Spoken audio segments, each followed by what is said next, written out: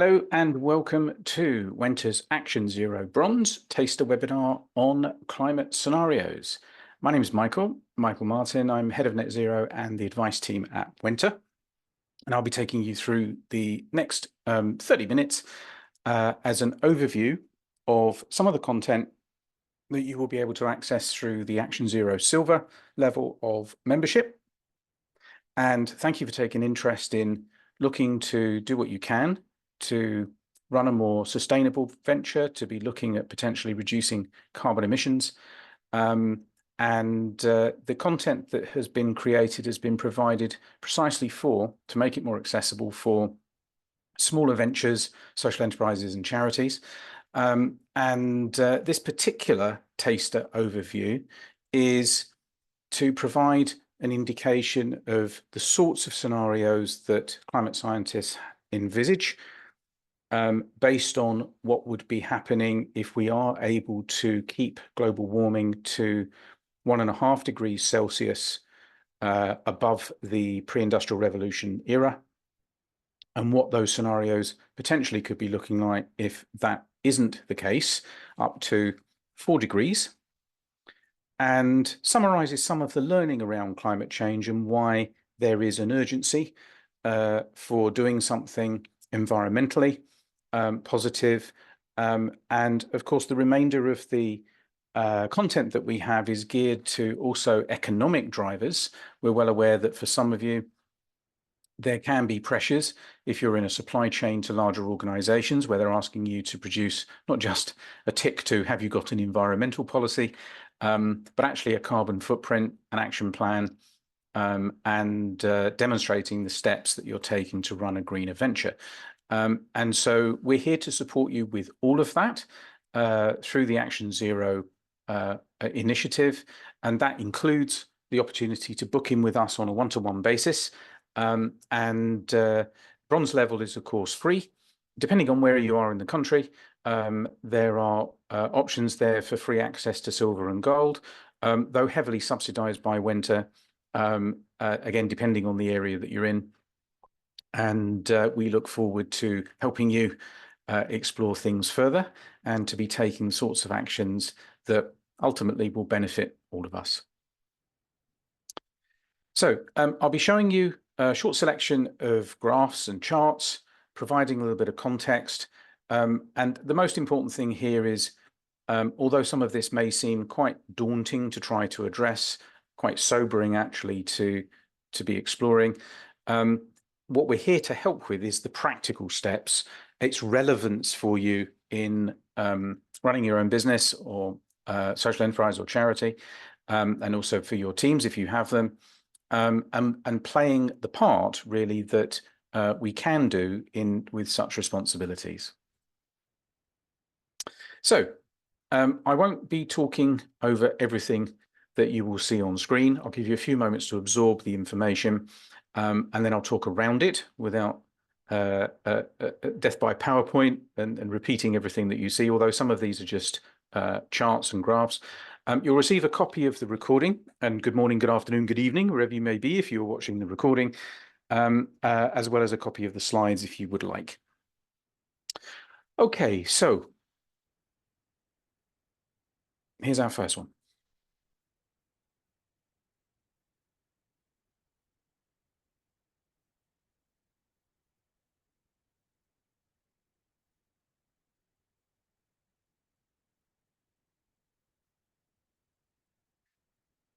Okay, so this is an extract from a report on climate science findings from the Intergovernmental Panel on Climate Change, the IPCC. And it illustrates the different forecasts for changes in climate based upon projected increases in carbon emissions. Now, as part of your bronze membership, there's an introductory e-learning module and also another taster on climate science to be able to familiarize with the terminology so that you can feel more confident in talking about this with your clientele, with your supply chain, with your teams, with your friends, without ramming the science down people's throats, if I may say that. I mean, if that was the solution, why have we got a climate emergency? But it is really about listening to other people's views, and we do cover that more in the silver level of subscription, with a view to then taking the actions, which is where our gold level of membership comes in. And that's where we're supporting you with help with carbon footprinting, which we can do for you, helping you develop the action plan, with providing a template, and also guiding you then on the practical steps to take to contribute to reducing such emissions, which contribute to global surface temperature change. Now, it's a scientific convention, which the IPCC followed, is that all forecasts currently end at the year 2100. There's no particular significance to that other than it's a nice round number, memorable and far enough into the future to not seem too threatening. In this graphic, we see how the baseline for current global warming is extrapolated from 1 degree into the future to show how different levels of response can either restrict the increase in warming or see it extend accordingly. And you can see the bandwidth there on the left-hand side with the Celsius figures. Most scientists agree that to keep warming at the lower end of the scale, major reductions in emissions must be achieved by 2050. What they disagree about, along with politicians of all persuasions, is in how this is to be achieved.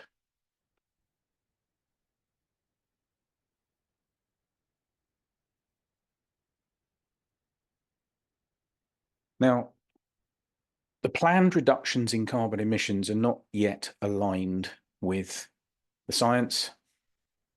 And this graphic translates the current policies, stated future intentions of all countries, and translates this into degrees of global warming. Now, back in 2015, and the Paris Agreement at what's called the Conference of the Parties, COP, promoted a 1.5 degree increase and limiting it to that over the pre-industrial era is the aspirational target. By COP26 in Scotland, in Glasgow, that had been reforecast to almost 2 degrees increase. And that would rely on most countries achieving net zero for carbon emissions by that time. The net zero is something we do cover in later modules. And yet, the current policies, national pledges for the future, global warming may rise to almost 3 degrees. That's the blue area on the graph.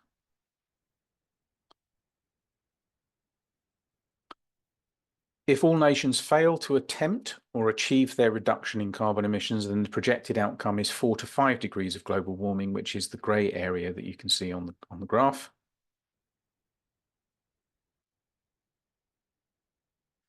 So in other words, without additional commitments or without follow through on the existing commitments, then the safer levels of global warming identified will be exceeded. So what does this actually mean for us and for the planet? Well, first of all, we're going to look at a graph in relation to mean temperatures.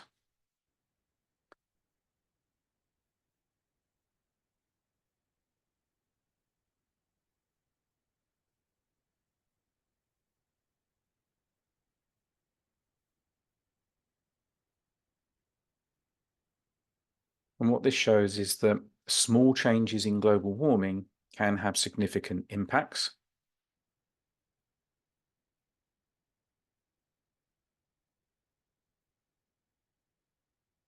So the standardized scenarios are from 1 to 1.5, 2, and 4 degrees. At the present time, it's believed that we are somewhere around the 1.2 to 1.3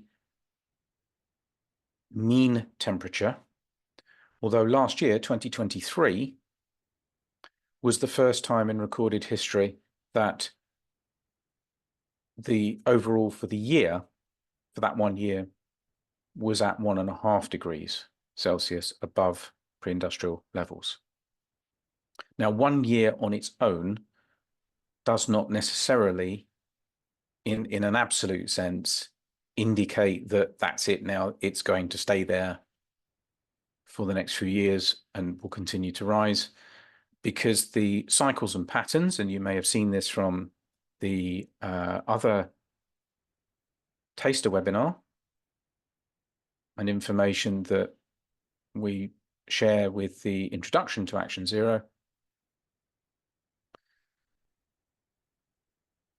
that cycles and patterns generally are taken in anything from 10 to 30 to 50-year cycles. So in other words, sustained at 1.5 degrees for several years at a time would be a very clear indication, more so than just 1 year. However, the signs are ominous, with 2023, certainly in the UK, with summer temperatures at over 40 degrees Celsius for the first time.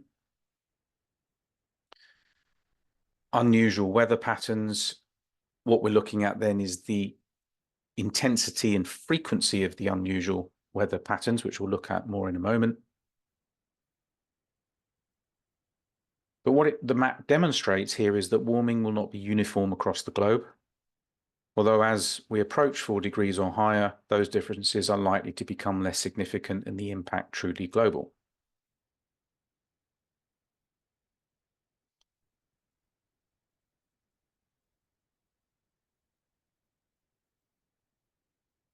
So using the same scenarios, this is now a depiction of rainfall.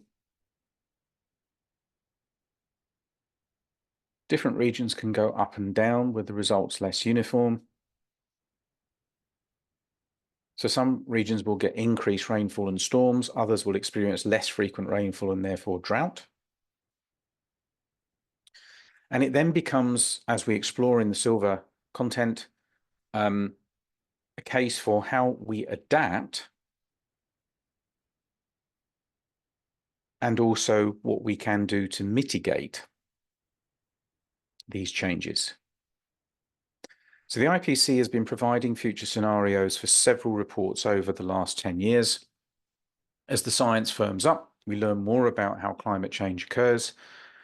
The forecasts become more concerning, which is why the scientists have become more assertive and the calls for global action more forceful. So a specific example of that is in 2023, almost a year ago, well, actually just over a year ago, in March 2023, the IPCC issued a press release saying that they had called upon all of the Conference of the Parties, the attendees that meet each year, and in this year, in 2024, the meeting will be in November. Last year was in December in Dubai, in the United Arab Emirates. The calls in March of 2023, after COP27 in November of 2023 in Egypt, was for, 2022, was for those nations to bring forward their net zero date, which for a number of countries is 2050, as it is in the UK, to bring that forward by 10 years to 2040. Now, some of the councils in the UK already have made a commitment, a pledge, to being net zero even before 2040. Some are at 2038, some at 2030. Not that far away, now that we're in 2024. Point being, calls for action more forceful. So looking at indicators then, as I mentioned about the intensity and frequency of extreme weather events, I'm going to look at a couple of charts here, and then a couple more.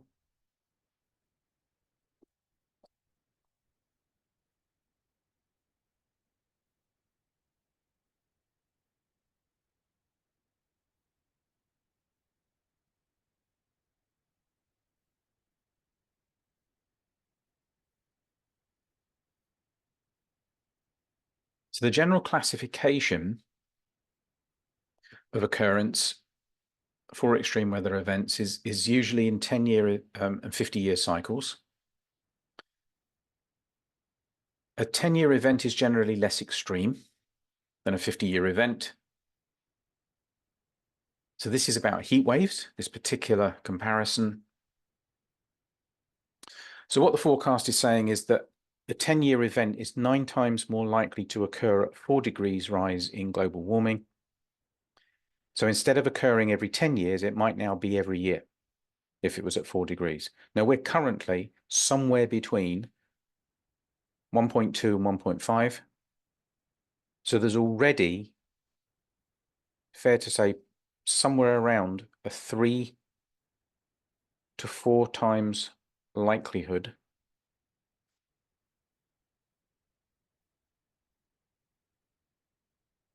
than every 10 years. So it's a significant increase in extreme temperature events for each additional degree of global warming.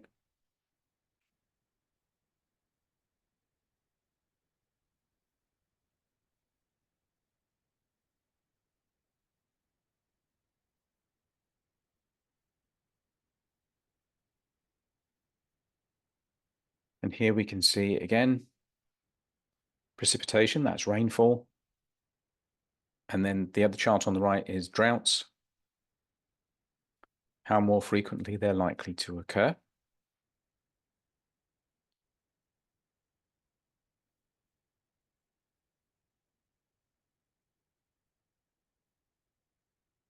And so what it comes down to now is, okay, are there credible solutions?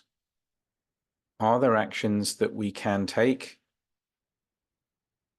to mitigate, not just adapt?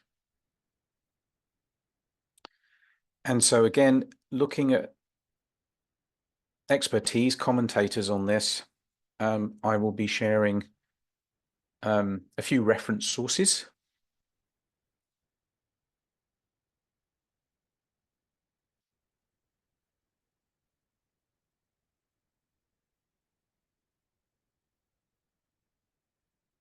So I'm going to highlight 3 authors. If you'd like to explore this further, without exploring now in detail the scenario narratives, some of them are a little bit more pessimistic, some of them are a little bit more hopeful. Paired scenarios is an approach taken by the author Paul Behrens. And the view here with Paul Behrens is climate change is an everything problem and includes themes that reflect it. So we can see population, energy, food, climate, economics. So the twin scenarios there are counting the cost and valuing the future.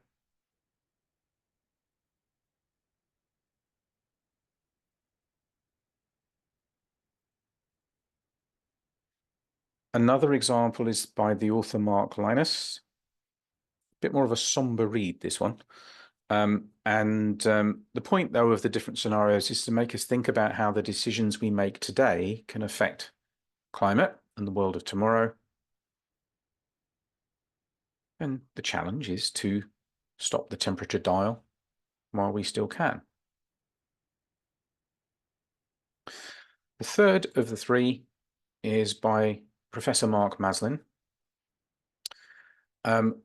One of the people that helped significantly develop the resources we have available for small business at Wenta is a visiting professor in environmental economics who has worked in his time very closely with Professor Mark Maslin.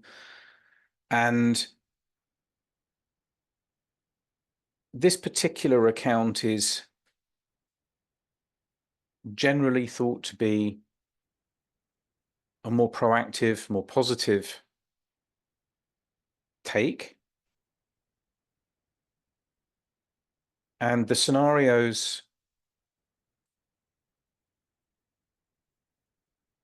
there's not much to recommend anything above 1.5 degrees, it has to be said, but these are the things that are available to us now some of the things that are coming in the way of technological advancements, which we will be covering in silver, the opportunities in a greener economy, which we are covering in silver and in gold, how to avoid greenwash, in other words, committing to these things properly, which we cover in silver and gold, and knowing what the baseline is for your venture, for your lifestyle, fundamentally important at Action Zero Gold level, which we can help you with.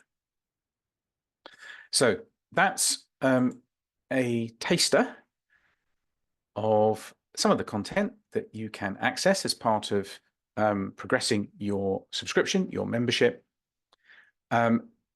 We are at the right end of the year, potentially now, for new forms of funding, financing, investment. April marks the start of the new financial year, so we're hopeful that we will be seeing more of the kinds of help available financially for owner managers, for micro ventures, for smaller business. And we look forward to discussing that with you either in person, if you're close enough to one of the centres that Wenta operates from in Hertfordshire, and by phone, by Zoom, by Teams, whatever works for you. And what we want to do is to make this accessible, relevant, tailored to your particular interests, tailored to your particular needs. Do please get in touch. You can contact us through email, info@wenta.co.uk. Give us a call, 01438 310020. Follow us online, and we look forward to learning more about you. Thank you so much. Good morning, good afternoon, good evening, wherever you may be, if you're watching the recording. Thank you for those attending live. No problem at all. Hope to chat soon. Have a good rest of week, all with positive intent with what we can do. Thank you very much.